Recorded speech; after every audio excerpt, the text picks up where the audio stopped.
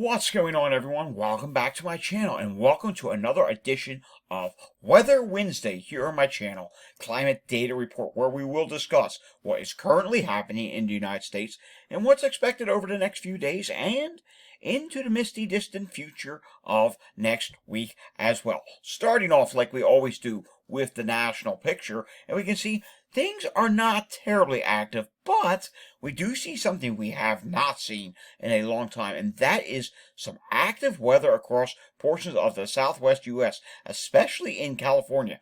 There is a storm system that is currently ongoing there, some mountain snows, even some high winds as well. We also do see there is some snow ongoing across portions of the Northeast. Surprise? No, not a surprise. It's been a very long winter in the Northeast this year. You can see that here on radar that there is some reflection and reflectivity showing up in the form of snow up there in portions of Maine, upstate New York. Yes, there's a cold front that's moving through there. I'll show you that in a little bit. We do see here in the southwest U.S. that things are a bit active at this time. You do have some rain and showers in the San Francisco area today, and some of this even down near LA. Yes, something you haven't seen in a while. Rain showers. Yes, and you know what? You could use a little bit of rain. Taking a look at what's going on when we take a look at the satellite picture, and we do see that things are very active in the West Coast. When we do see that system in the Northeast U.S. as well, we also do see there is a boundary down along the Gulf Coast that's not really doing much, as you can see on radar. We'll go back to that. See, there's just a few showers with that as that boundary pushes off the coast. Taking a look at the temperatures. Hey, look in the Northeast United States. Things are a bit warmer than they have been. Okay, some places are still below freezing in the mountainous region. Big deal. Take a look at this. Philadelphia, 43 degrees. Baltimore, Washington, yeah, 40s there as well. It feels so much warmer than it did past weekend where it was just boom, chilling cold. Hey, take a look at Texas. 70s are starting to show up for you. Gulf Coast states, 70s. Even there, southern Alabama. Am I seeing a 79? Yep. That's the current temperature there. And take a look at the West Coast. Things where we do have that storm system, we do see some 60s, even a few 50s across California. And then there are some 70s as well as we come into Arizona. And then up in the Great Lakes, things are not terrible. They could be worse at this time of year. We're seeing temperatures generally in the 20s, 30s, and even 50s once you go southwest of Chicago. Yeah, St. Louis, you're in the 50s today. All right, take a look at this power outage map. There are 44,202 power outages in the United States. The state with the most power outages right now is California with 17,846. And with that system, there will be some wind. We could see that number go up even higher. Let's take a look at that, shall we? Here's the Weather Prediction Center surface fronts and sea level pressure. And we can see here, there is an area of low pressure that is moving on the coast in the western United States. There is also in the eastern United States, there's this front that is moving through the northeast. And we do see there is also going to be some showers that continue in portions of the southeast, and that will remain the case through this evening. Not expecting a ton of rainfall, and let's be honest, you do need rainfall here. We'll take a look at the drought monitor map in just a little bit. As we head late into the week, we have to start watching what happens with that system out west. As it ejects further to the east, we do see here that there is going to be some thunderstorm activity in the southeast, so we'll keep our eyes on that. If anything severe pops up, maybe we'll do another update later in the week. But as this system progresses to the east, questions remain as to how far north this system will be. Will there be some precipitation into the northern mid-Atlantic region and southern New England, northeast? That is a question that still remains to be answered for Sunday. I'll show you that on the models in just a moment. As we head into this weekend, there will also be another system that enters the West Coast. Yeah, the western United States, very active period. I know some of the ski resort regions out there are like, we haven't got enough snow this winter. I think you're going to be making up for that a little bit. You're going to be making up for that some over the next week or so, because as you can see, as we head into next Tuesday, widespread, all the West Coast here. It's a widespread large system. We'll have to keep our eyes on that. It could be pretty disruptive. Moving on now to the winter storm severity index from the Weather Prediction Center. And we do see here that minor impacts from winter weather are expected over the next 48 hours in The southwest U.S., nothing major. Also, we do see up there in the state of Washington, there'll be some impacts there.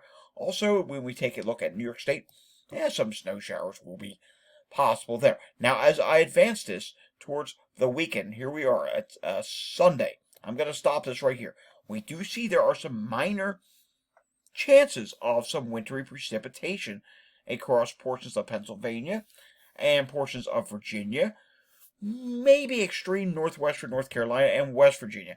That is something we're going to have to watch, and we can see that does expand as we go Sunday night into Monday into portions of New York State. The models really are not in very good agreement as to what's going to happen with that system, and you can also see at that time chances start to increase on the West Coast. And actually, if I switch this to moderate, there are even some percentage chances of moderate wintry precipitation out there, and also some moderate wintry impacts in the Mid-Atlantic Northeast, but really that is very small, 5% chance, not very high, and at this point I don't think it's going to be high because the pattern just really does not support it.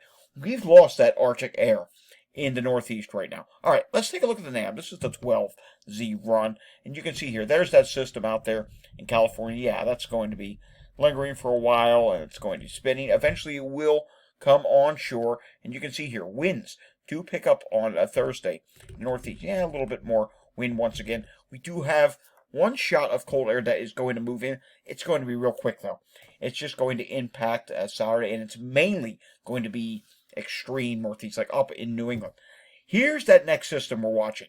It does eventually make its way into Texas, Oklahoma, Kansas. And could there be some thunderstorms out ahead of it? Yes, there could be. Could there be some severe thunderstorms? Too soon to say.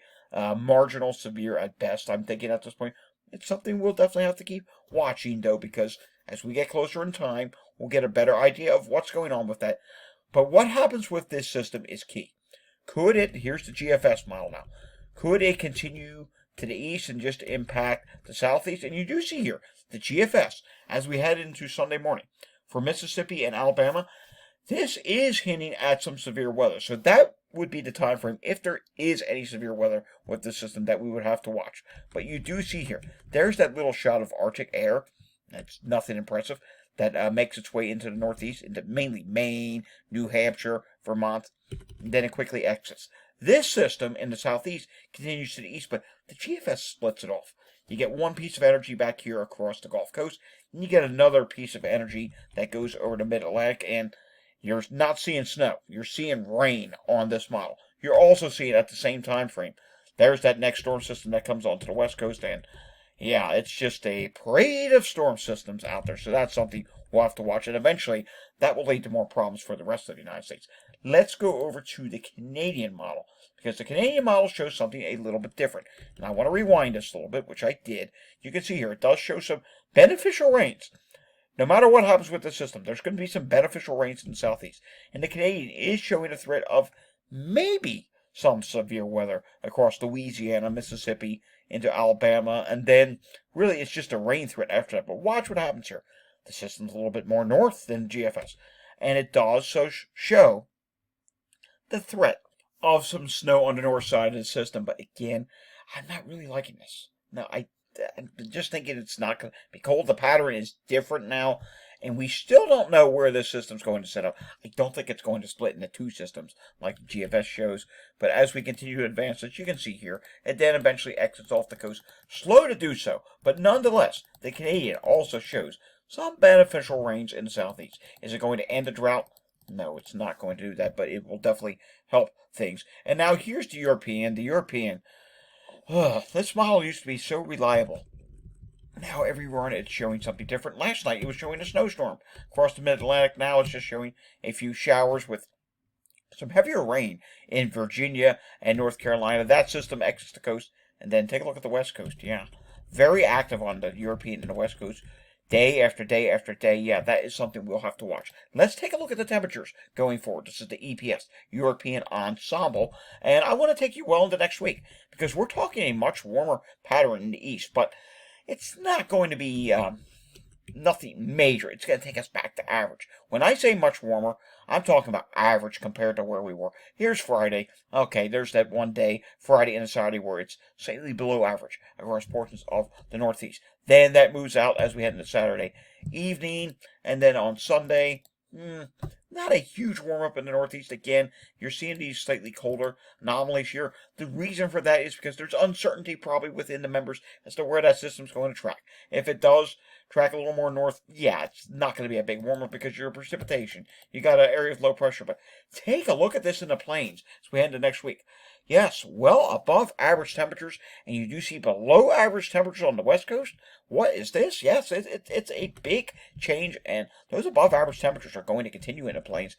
They will shift their way to the east, but it's going to moderate by the time it gets to the Northeast.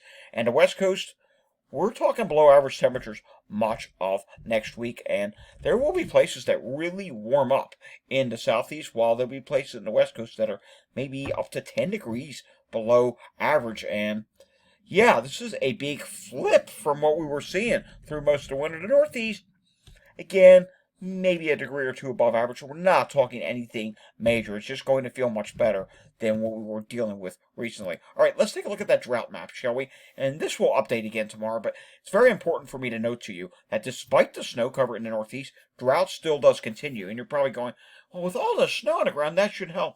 It's going to help a little bit, but it's not going to help a lot. The snow that you had came in very cold weather. And with that very cold weather, it was ratio snow. So more snow was being squeezed out of an inch of liquid. So if you had an inch of snow and say the temperatures were in the teens, we'll just say like 15 or whatever the case would, say you had a 20-to-1 ratio. Well, you may have 20 inches of snow on the ground, but that was only an inch of liquid, so it's not enough to eradicate the drought. So the drought is going to continue to be an issue in the east. But with this active pattern that's coming, you're seeing all those systems on the West Coast. Some of them will make their way to the east. So I think we will see some relief, but unfortunately, it's not going to be in the way of snow in the north. If you like snow, I don't see many snow threats in the next week or two. Pattern just does not support it. There will be some rain events. Not to say that there can't be some icing events up there in the mountainous regions and northern New England. Yeah, it's possible some of these events that come across are icing. And could there be a snow event? Yes, but everything has to work out perfect.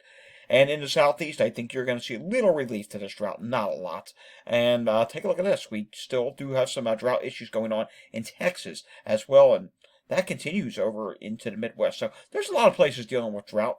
I think we're going to see some beneficial rains that help this out quite a bit in many places, including the West Coast, where the mountains region, you will see snow, and I think things are going to get a little bit better. But we're not going to see this map just magically erase all the drought. All right, take a look at this 6 to 10 day temperature outlook. Exactly what the EPS was saying. We're seeing well above average temperatures in the central region, while below average in the West Coast. Very wet in the west, wet north of, we'll say, the I-40 corridor, straight on through to the East Coast. We'll have to keep an eye. It's going to be an active pattern. Slightly below average in the southeast. Taking a look at this, 8 to 14 day temperatures, yes. Above average in the east, below average in the west. And then when we take a look at precipitation outlook, generally the northern U.S., slightly above average precipitation. The Pacific Northwest will be above average. Places like Seattle and Portland, Oregon. Yeah, things are going to be above average for you. Alrighty, that does it for today's weather update. Here's your takeaways.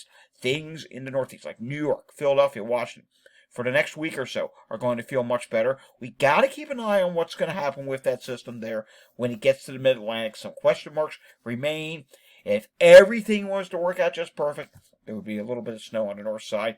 If the system goes a little north and the track is incorrect, in other words, that low is real close to the coast, when it starts to get stronger, rain. And it would be beneficial rain. It would wash away some of the salt. And if you're on the west coast, key takeaway for you, colder than it has been all winter, and much more active. More systems, more precipitation. Could be some more power outages in California today into tomorrow. Alrighty, folks, if you enjoyed today's video, give it a thumbs up, subscribe down below, hit that notification bell, share this video with anyone you know, and of course, leave your comments down below. I'll see everyone again next time. Until I see you again next time, have a fantastic day, and thanks for watching.